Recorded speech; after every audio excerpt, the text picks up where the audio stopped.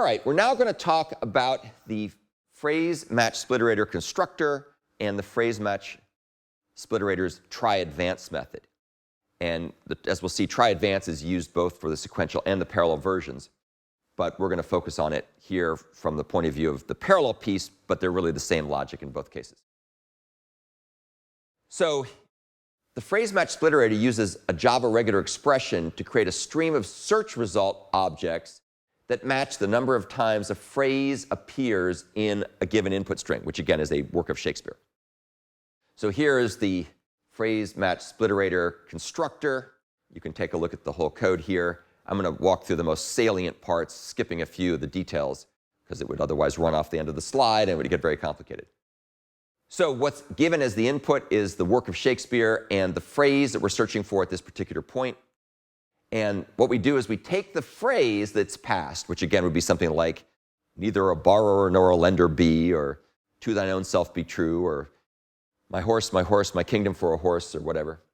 And we trim it to get rid of the trailing and leading spaces, if any.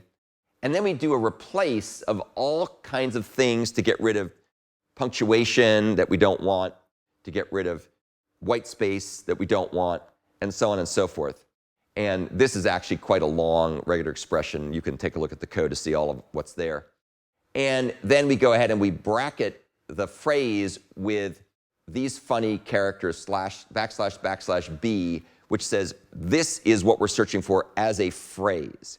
So we need to have it kind of match the entire phrase and not a subphrase. We then take that regular expression and we compile it into what's called a pattern. And we say, I don't care about capitalization, uppercase and lowercase is going to match the same way. And also match phrases that split across lines. So the .all regular expression symbolic constant says search if it cuts across lines. And then we go ahead and we associate that work of Shakespeare, the input, with that regular expression matcher, and that gets us a phrase matcher. So that is going to be used to match that input for that regular expression. And then we go ahead and we set the input and the phrase to the parameters that are passed in, so these fields are updated. And then we compute the min split size, which is the size of the input divided by 2, which will basically have us do 4 things in parallel. And this field, this m min split size, is used by the try/split method, which we'll talk about later when we talk about the parallel portion of all this. Here is the tryAdvance method. Now, the tryAdvance method is what's called automatically by the Java Streams framework as it's attempting to advance the spliterator by one matching phrase. And it does this after we've split everything up into chunks, and now it's doing this sequentially on a sub-portion of the overall work of Shakespeare that we're examining. As you can see here, tryAdvance is passed an action, which is a consumer, which is going to be used to pass the result, if any, back to the streams framework by reference. And that's, of course, because this is passed as a reference to a consumer, so any changes can be accessed by the calling portion of the streams framework that's calling tryAdvance. So what does tryAdvance do? The first thing it does is it checks to see, can we get a match in the input we're searching on for that particular phrase, for the next instance of that phrase in the input. So find will give you a true value if and only if there was a match in the phrase, in the input that we've been looking at.